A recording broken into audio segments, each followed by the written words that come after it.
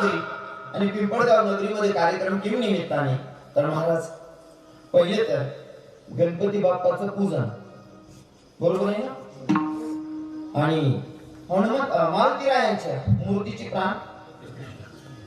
प्राण प्रतिष्ठा बरोबर आहे ना त्या निमित्ताने कीर्तनाचा योग आहे कीर्तनासाठी उपस्थित महाराज मंडळी गायनाला साथ करतात आमचे सगळे कीर्तनकाराचे लाडके असणारे आमचे अमोल बाबा आहेत त्यांच्या बाजूला महाराजांचं नाव आहे दिलीप बाबा आहेत मृदुंगाला साथ करतात बाबा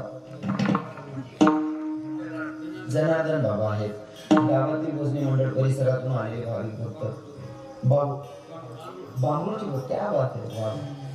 बांबरूडची भोजनी मंडळ आहे भागाभागातून परिसरातून आलेले सगळे श्रोतेगण खरं तर प्रत्येकाचं नाव घेणं काही जमत नाही पण नितांत प्रेम भगवंतावर आणि भागाभागातून परिसरातून येतात श्रोतेगण कीर्तनाला मला तर आता आनंद वाटतो माझ्या तरुण भावांचा की भैया ते माझ्या कीर्तनाला येतात नाहीतर अगोदर कीर्तनाचा तरुणांशी काही संबंध नव्हता पण कीर्तनाला तरुण येतात जेवढे म्हातारे बाबा त्यांच्यापेक्षा तरुण जास्त असतात भैया मला अभिमान वाटतो काही गोष्टींचा करायचा नाही पण काही गोष्टींचा केल्याशिवाय राहावलं जात नाही अभिमान असा वाटतो की आजही जे राजे छत्रपती शिवरायांचे संस्कार आहेत ते तरुण टिकवतात असं म्हणायला अजिबात हरकत नाही कारण कीर्तनाची मर्यादा आहे काही काही 10वी 12वी नापास पण सांगतात आम्ही सुशिक्षित आहोत कीर्तनाला येणं आपलं काम कितवी शिकलेले म्हणतात 10वी 12वी जेवते सांगी सोल्युशन पुढे ढकले ते पण सांगतात की भाई कीर्तन म्हणजे म्हातारा लोकांचं काम असतंय आपलं सुशिक्षित लोकांचं काम नाही कोण सांगत 10वी 12वी वाला ओ काका आम्ही डिग्र्या जाडी फिरायलो रे अप्पा अजून सांगू का कीर्तनाची मर्यादा आता आमच्या डिग्री जाऊ दे आमची कीर्तनकारांची डिग्री जाऊ दे पण तुम्हाला सोपं करून सांगतो कीर्तनाची मर्यादा अशी दादा कीर्तन करा माझ्या तुकोबरायांनी कीर्तनात येऊन बसावं राजे छत्रपती शिवरायांनी ही माझ्या धर्माची संस्कृती आहे दादा म्हणून कीर्तनात आला आणि ते आता कुठेतरी असं वाटतं की माझा हिंदू धर्माचा तरुण जागा झालाय बा कीर्तनाला यायला लागले म्हणजे समाधान वाटतं नाही का इतकं समाधान वाटतं तरुण भावांना बघून तुम्ही कीर्तनाला यायला लागले म्हणजे तर त्यांना म्हटलेला आता पळायला लागली हा समजले तुम्ही ना काय म्हणाले हुशार कीर्तनासाठी उपस्थित भागाभागातून परिसरातून आलेले श्रोतेगण खरं तर काही लोक गावातल्या गावात येत नाही पण बरेच लोक बाहेर गावाहून आले जसं की बडगावहून आमचे सोनदादा आले त्यांच्यासोबत त्यांचे मित्र आलेले अजून माझ्यावर नितांत प्रेम करणारे भट्टाचे आमचे ज्ञानदादा आहेत आमचे शिवाभाऊ आहेत आमचे लाला महाराज आहेत आमचे भूषणदादा आहेत रोशन भैया आहेत अजून बरीच मंडळी आलेली और माझ्यावर अजून नितांत प्रेम करणारे आमचे दुसरे पिंपळगावचे आमचे सर आले आणि त्यांच्यासोबत जे आलेले आमचे बापू साहेब म्हणजे माझी माय तुम्ही म्हणसाल माणूस मी माय का हो माऊली ज्ञानोबारायांना मायची उपमा दिली एवढी उपमा देणे एवढी मी नाही आहे किंवा आमचं रिलेक्शन काय नाही पण मी त्यांना मायच म्हणतो कारण मायच फक्त काळजी घेते लेकरांनी जेवलं पोरगा आजारी पडला असं का पोराचा आनंद बघण्याची जी क्षमता असते ना ती फक्त मायकडे आणि बापाकडे असते आणि ते नातं टिकवतात माझे बापू साहेब किती लांब असलं कीर्तन येतात तसंच भागाभागातून परिसरातून आलेले सगळे श्रोतेगण अजून कोटलीहून आमची बरीच मंडळी आलेली आमचे प्रवीण दादा साहेब असतील गोपाल दादा असतील आमचे नानाभाऊ असतील बरीच मंडळी आलेली भागाभागातून परिसरातून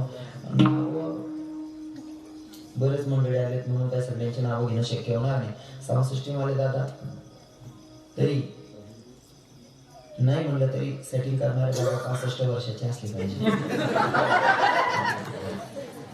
या वयामध्ये सेटिंग करतात महाराज त्यांच्याकडे बघितलंच नाही ते काय करतात कारण अपेक्षा काय ठेवशाल तुम्ही त्या 12 वर्षाच्या लेकराकडे अपेक्षा काय ठेवशाल जेमतेम 12-13 वर्षाचा असेल 15 वर्ष पुढे सरकी जाऊ दाखवू चालवते नाही आपण धडू तो असं 12-14 वर्षाचं पोरगं भारी सेटिंग करतात आमचे महाराज आनंद वाटतोय आणि ज्यांच्या अनुषंगाने मला तुम्हा माता पित्याचं दर्शन घडलं ते म्हणजे तुमच्याच गावातील आमचे प्रवीण दादा साहेब मला दादासाहेबांनी कॉल केला त्यांच्या अनुषंगाने मला वाटतं ते सध्या मुक्कामाला पुण्याला आहे. सही बात आहे, बरोबर आहे ना? हा. तर दादासाहेबांनी मला कॉल केला, म्हणजे महाराज काही कसं ना तुम्हाला यावं लागते. पुण्याहून गावावर एवढं प्रेम काही काही लोक करतात, नाही तर काही काही लोकांकडे पैसा झाला, गावचा माणूस जवळून निघून गेला तरी अवतीर रस्ता करून फिरी नाही का, बरोबर आहे ना?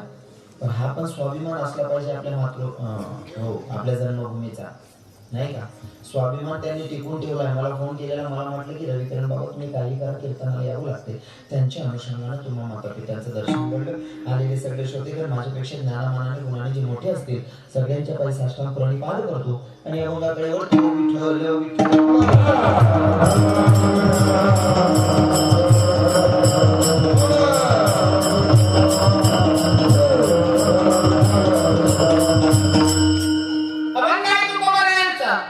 कोण तुकोबा नाही, ज्याची 65 लाखाची जागी लोकांना दान करावी ती तुकोबा आहे. आणि ती तुकोबा आहे अशा देवाला शरण जायला सांगतात की जे आपल्यासाठी किती खालच्या लेवलचं काम करायला तयार असतात, अशा जगाच्या मालकाला शरण जायला तुकोबा आहे सांगतात. कोणच्याही देवाला नाही, आपल्यासाठी किती खालच्या पातळीचं काम करायला तयार असतो अशा देवाला तुकोबा शरण जायला सांगतात. आपण कोणाचाही झेंडा घेऊन फिरायला नाही सांगत तुकोबा आहे. मला दुसरं काय सांगायचं नाही. तुम्ही बिनकामाचं कुठल्या कुठे विषय छेडायचा नाही. राजकारणाशी आमचा काही एक संबंध नसतो, बरोबर आहे ना? आम्ही ना तर बीजेपीचे, ना तर राष्ट्रवादीचे, ना सेनेचे, ना तर काँग्रेसचे. आमचा काही संबंध नाही. आम्ही कोणाचा प्रचार करत नाही.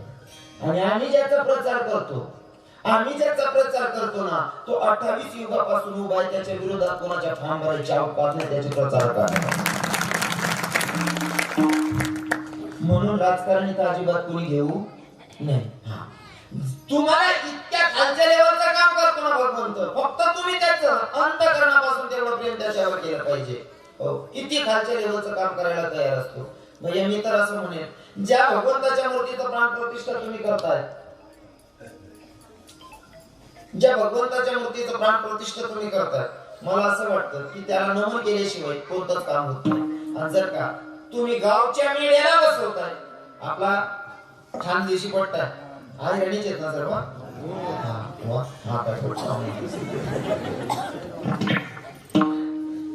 नाही, खरंच गर्व असला पाहिजे ज्याच्या त्याच्या जन्मभूमीचा, मातृभाषेचा.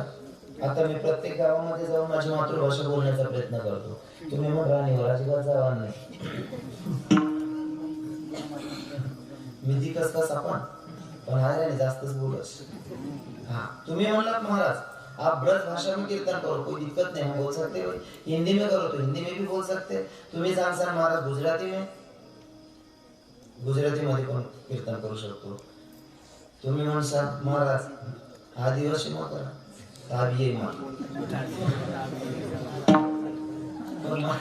मला माझ्या मातृभाषेचा स्वाभिमान आणि मला आईने बोलायला आवडतं. का आईने बोललं पाहिजे, कारण आईने आता कुठेतरी लुप्त होते. की आपण जागा ठेवणं आपलं काम आहे, आईने ठिकाणी ठेवणं आपलं काम शे. आणि आईने ठिकाणी ठेवा बरं का सर्वजणे. आता लोक सुशिक्षित होईल ना, त्याचा माय बापले नाही बी बोलतास तरी पोरच ना सांगे आई तू आल्या नाही नको बोलत जाऊ, मराठी बोलत जाय मग पोरगान सांगितलं. आणि ती माळी आहे काका तरी जबरदस्ती बोलायला लागतो. ती जबरदस्ती मराठी कसं भाऊ हाताच्याकडे बोलतो. भाऊ तुला खावायचा आहे का भाऊ? मी कोणाचा बाबा आहे भाऊ? मनाचा. म्हणजे धड हिंदी बी नाही, धड मराठी बी नाही, आणि धड आपली मातृभाषा बोलायची, शिकवायचं लेकरांना. बरं हा, एक म्हातारी बाजूने म्हणे आत्या मग देराणी काही दिक्कत नाही म्हणे. हा गरमाने दिक्कत नाही ना म्हणे. मग ती काय बसेल ना म्हणे, कोठे किचन वाटा चिकन वाटा. त्या चिकन वाटा नाही म्हणतात का, त्या किचन वाटा म्हणतात. हा सर्व त्यांना बाहेर लय शिवे राहणार का, बाहेरनं मटेरियल आहे मग गोडवे राहणार. मराठी बोलू नका असं माझं जमत नाही, गरजेचं आहे. मराठी सुद्धा तेवढंच गरजेचं आहे.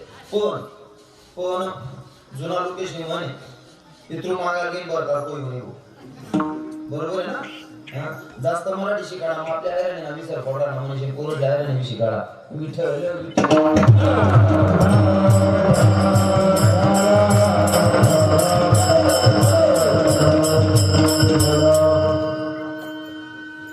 पण आयराने बोलली पाहिजे पण चढे पस्तडे शिकायला पाहिजे. मी नेहमीच सांगतो परिचय देताना आयराने चढे पस्तडे शिकायला पाहिजे बरोबर आहे ना. मी घाटावर कीर्तनाला गेलो आणि कीर्तन करायचो मला तेव्हा सुरुवात करायचं पण नाही कोणची भाषा कुठं बोलायची म्हणून नाही का. आणि मी तडे आहे आणि मग विनोद करू त्याने ऐकली ना. कीर्तन नंतर दोन बाबा मन सोडवणार म्हणे महाराज म्हणलं काय कीर्तन अभंग वगैरे भारी सोडवला म्हणलं मग तुम्ही मध्ये मध्ये कोणची भाषा बोलत होते आम्हाला काही कळलं ना. तर द्या ना म्हणा आपला माल आता नाही का पसरू म्हणून सतत कोकणाला जाऊन बंद करते ना मी हातात फिरावं त्याचे संबंध सांगेल काय फायदा बरोबर बोलणं तर कळलं पण पाहिजे बोललं तर कळलं पण पाहिजे. आता काय काय आपल्या खानदेशात येतात पण त्यांची आई आणि जरा वेगळी असते त्यांची आई आणि जरा वेगळी असते. त्याच्यामुळे मी पहिले विचारून घेतो तुमच्याकडे आई आणि खानदेशात आई आणि जमते का नाही का. नाही तर नाशिक पण खानदेशात येतं पण त्यांची मराठी मिक्स होते मराठी मिक्स आई आणि त्यांची. मग आपल्याकडे प्युअर खानदेशी बरोबर आहे पण ती भाषा सुद्धा समजली तर बोललेल्या त्याने तर वायफार करतच माणूस. एका ठिकाणी कार्यक्रमाला गेलो मालवडी काकाकडे पिशवी ठेवला मी अजून अभंगांकडे जायला नाही बरं का अजून अभंगना आपला काहीच संबंध नाही सुरुवात अशी आता फक्त मुलांना टाकलाय मारवाडी काकाकडे गेलो पिशवी ठेवल्याच्या नंतर काकून चहा आणला. चहा एवढा टेस्टी होता म्हणजे चहा जरीतला भारी जेवणली काच भेटेल बा. ती काकूने मला त्या काका सांग म्हणायचे महाराज विचार जेवण काय बनावं त्या काकाने त्या भाषा विचार म्हणे महाराज म्हणतं काय म्हणे सोगरो खावा नाही का पलको मला सोगरो बी जमले पलको बी जमले रात्री जेवले तो होता नेमकं मला सोगरो पलको समजे नाही फलको जरा आकड वाटच म्हणतो मी सोगरो सांगते रात्री जेवले बसतो तो ताजा ताजा डाळ भात काय मला भाषी भाकरीच नका आला मी नाही म्हणून सोगरो काकू तरी आकड म्हणतो चलो बऱ्याच ठिकाणी कोसस माणूस म्हणून भाषा विचारले बोलले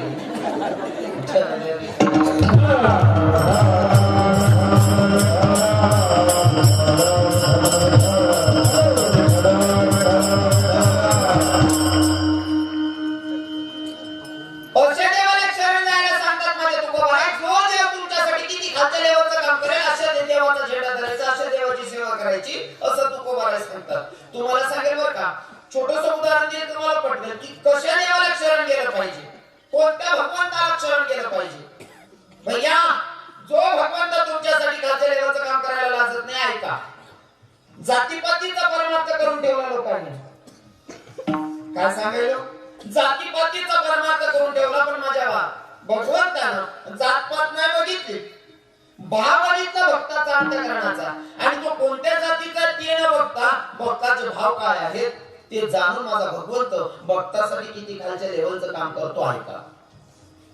महार समाजामध्ये जन्माला आलेले संत नाव काय त्यांचं क्या बात है महार समाजामध्ये जन्माला आलेले चोखोबा यांच्या पत्नीला दिवस होते मी फक्त विषयाला स्पर्श करायला आणि पुढे निघेल. चोखोबा यांच्या पत्नीला दिवस आहेत का बाळंतपणाची वेळ जवळ आलेली आहे. बाळंत कोणाला म्हणतात बाळ किंवा बाईचा जीवनाचा अंत त्याचं नाव बाळंत आहे. चोखोबा यांच्या पत्नीचं बाळंत पण जवळ आलेला आणि चोखोबा यांना सांगितलं स्वामी तुमच्या बहिणीला म्हणजे माझ्या नणंदबाईला पाठवा ना तुम्ही जर वारीला जात असाल तर माझ्या नणंदबाईला पाठवा. माझी चोखा मेळा वारीत एवढे दंग झाले एवढे वारीत दंग झाले महाराज भगवंताच्या नामचिंतनात इतके वेळे झाले लक्षातच राहिलं नाही की हा संदेश माझ्या बहिणीला सांगायचा आहे की तुझ्या बहिणीनं तुला बोलवलंय म्हणून.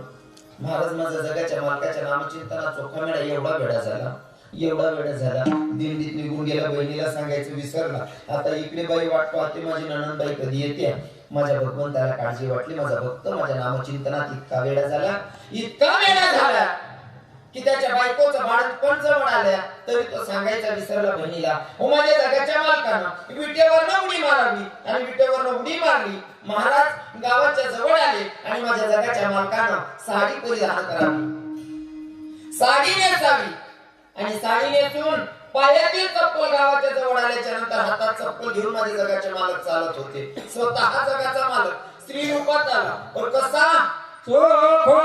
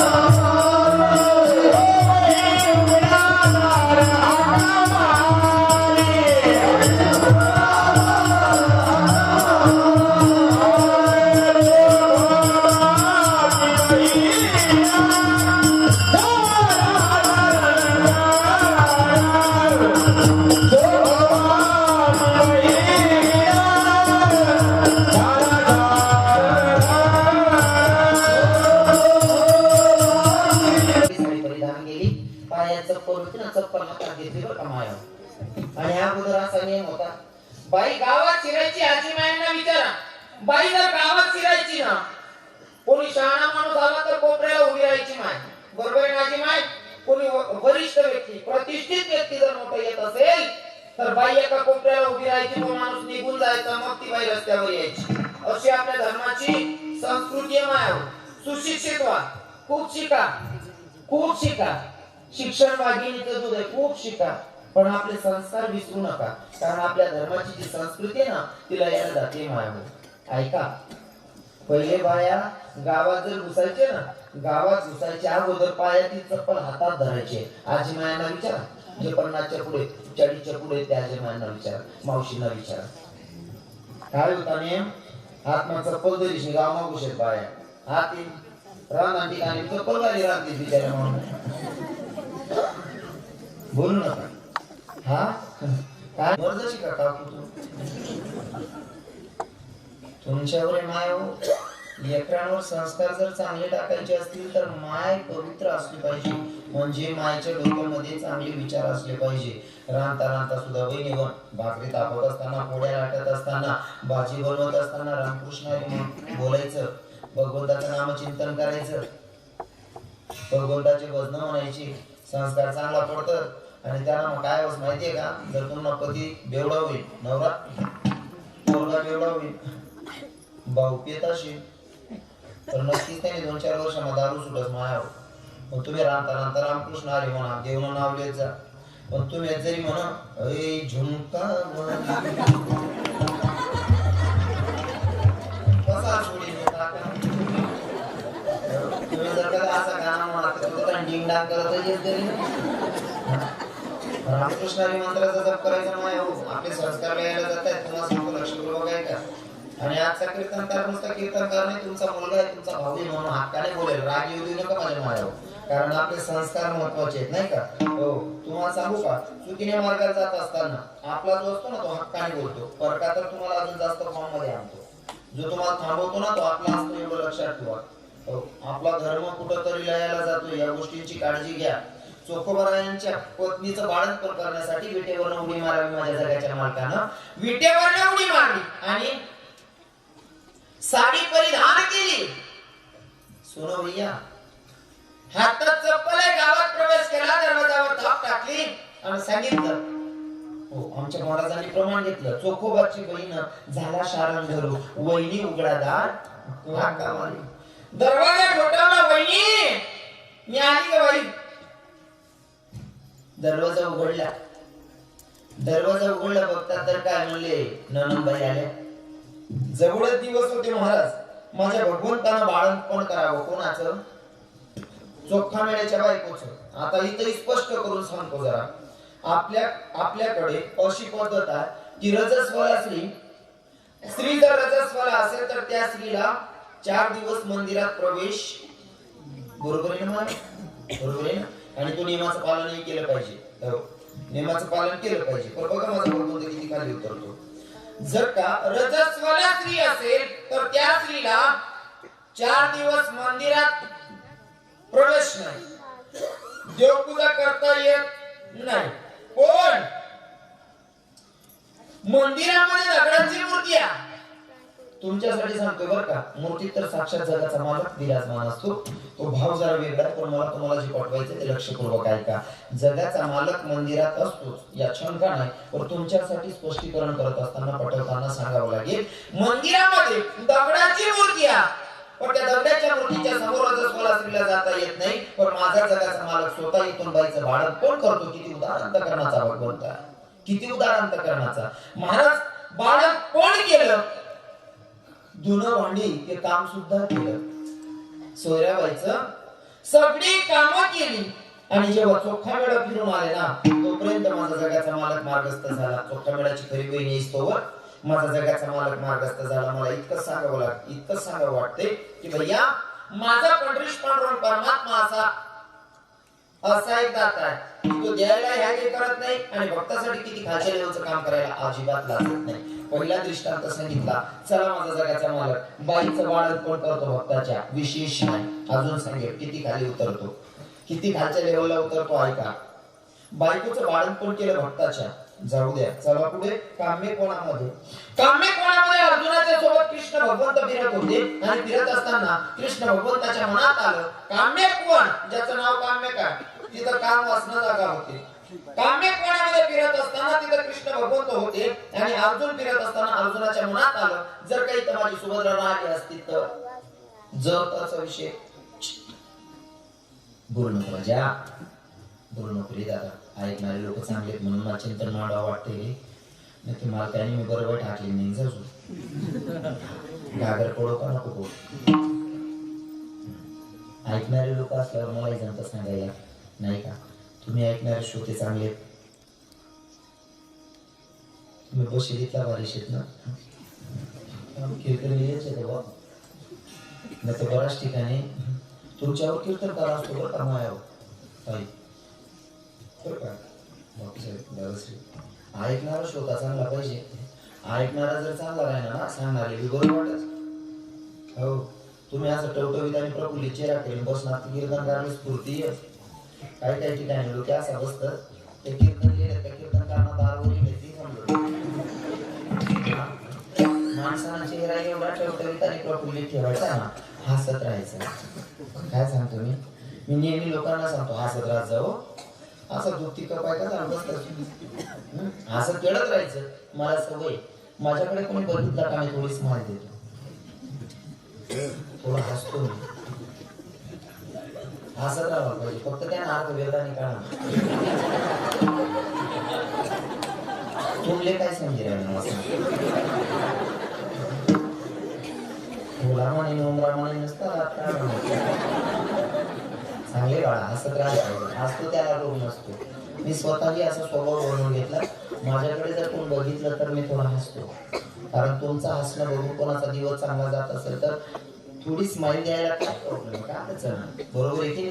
हसत राहा, फक्त हसत राहा.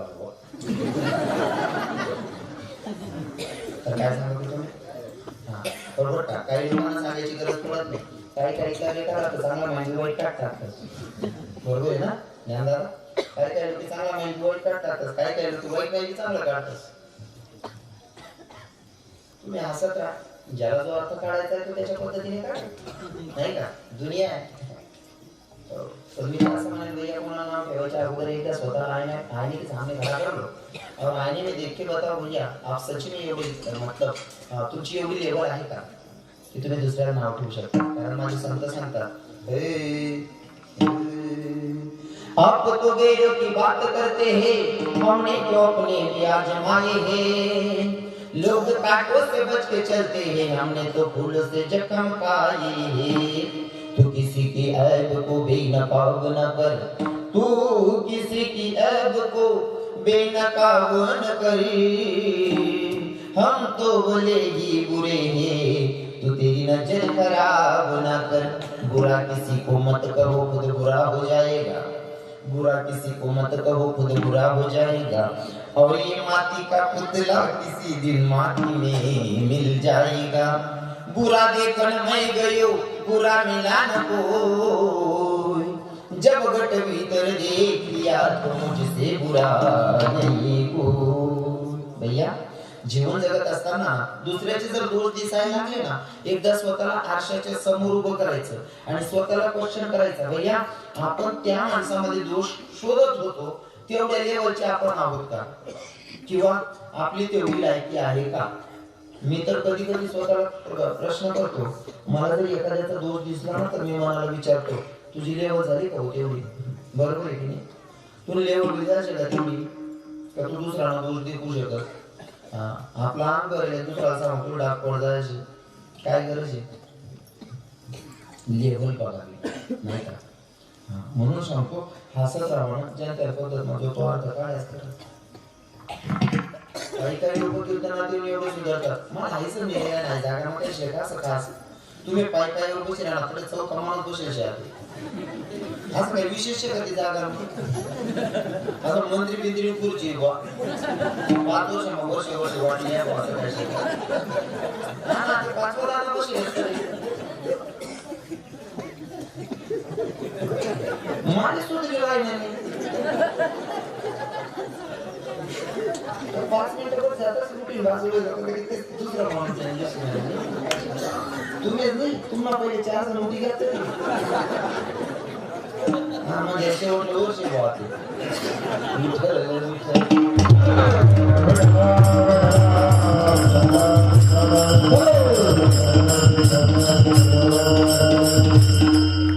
आता तुम्ही जागा सोडू नका म्हणजे कोणी येणार नाही तरी कुठे नाही तुम्हीच बसेल काय होतं माहिती का कोणी उठलं का मग ते विक्षेप होतं आमचं लक्ष तिकडे जातं ना पहिल्या 4 उठी घ्या बिचारा 5 पदाला बसेल त्या सापडल्या त्याचा काही दोष नाही बरं त्या नुसता येऊन बसायचे पण आता उठू नका कारण उठणार काम मी मानसिकता जास किती खालच्या लेवलचं काम करतो माझा जगाचा मला काय का पहिला सांगितलं भक्ताच्या बायकोचं बाळंतपण करतो यात विशेष नाही भक्ताची बायको व्हायलाही लागत नाही अर्जुनाच्या मनामध्ये आलं कामेपणामध्ये की माझी बायको जर इथं राहिली असती तर कृष्ण भगवंताच्या लक्षात आलं जर माझ्या भक्ताला वाटत असेल त्याची बायको इथं पाहिजे होती माझ्या जगाच्या मालकानं स्त्री रूप धारण करावं बाईचं रूप धारण करून अर्जुनाच्या समोर उभा अर्जुनाच्या समोर आणि अर्जुनानं बघितलं म्हणजे सुभद्रे मनातच अर्थ तू पाहिजे होती इथं आणि तू लगेच हजर झाली म्हणजे हो स्वामी तुम्ही आवाज दिला आणि मी आली म्हणले बघा दादा अर्जुन जेव्हा घरी गेल्याच्या नंतर पत्नीला पुन्हा सांगितलं मला पाणी आण म्हणले प्यायला अर्जुनाच्या बायकोनं सुभद्रानं पाण्याचा ग्लास भरला आणि ते अर्जुनाकडे गेली अर्जुनानं बघितलं स्वतःच्या पत्नीकडे सांगायला सुरुवात केली म्हणले सुभद्रे तू कामेपणामध्ये जशी दिसत होती का तशी दिसत नाही म्हणले जशी दिसत होती तशी दिसत नाहीये सुभद्रा म्हणते कामेपणामध्ये मी नव्हतीच खोटं बोलते का तू माझ्या सोबत फिरले म्हणले तू खोटं बोलायलीस सुभद्रा म्हणते मी नव्हतीच दोघं नवरा बायकोंचा वाद चालू आहे त्याच्यामध्ये अर्जुन बायकोवर धावून गेला मारायला अर्जुन जेव्हा स्वतःच्या पत्नीवर मारायला धावून जात आहे तोपर्यंत युधिष्ठिरनं सांगितलं म्हणजे धर्मराजानं सांगितलं अर्जुना बाईवर हात उचलणं योग्य नाहीये बायकोवर हात उचलणं हे खऱ्या मर्दाचं काम नाहीये कोण सांगतं युधिष्ठिर ज्याला धर्मराजा नाव होतं काय सांगत होता अर्जुना बाईवर हात उचलू नको परायण बाई पेटीवर हात उचला पाप लागच म्हणे खरं आहे काही मागे बसेल दादा पहिले त्या घ्या उचला तुम्ही इथलं कीर करता की त्याचे महाराज त्या बी काही गर्दी नाही शेत पण तुम्ही उचित बोर कर टाकतास म्हणून इथलं उदीन कर टाकत का जाणच शे माले आता कशी कुठ झाले जाणच शे डॉक्टरांना तिथे 2-3 तरी दुसरा माहिती काढला त्याचा माणूस मन माहिती दे काय करी तो माणूस तुम्हाला विषय होईल बरं का धर्मराजानं सांगितलं अर्जुना बाईवर हात उचलणं माणसाचं काम नाहीये आपला धर्म आपल्याला शिकवत नाहीये मग अरे तुझी बायको खोटं बोलतीये ना, तिच्या भावाला बोलवून त्याच्या स्वाधीन कर त्याच्या बहिणीला.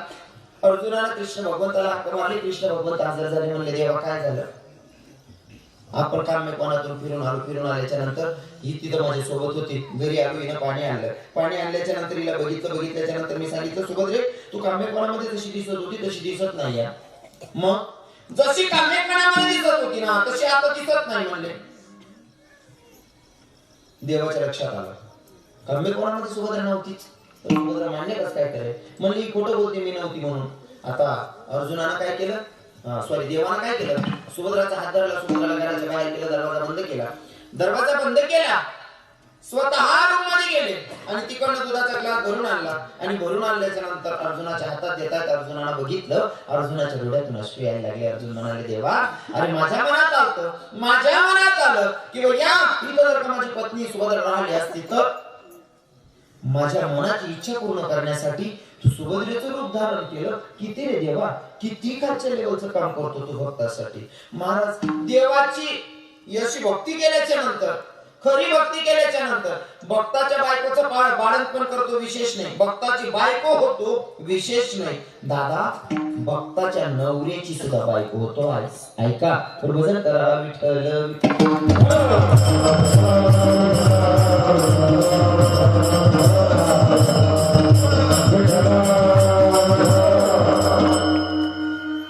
पण आपली भक्ती तशी असली पाहिजे की आपलं काम देवाला करावं.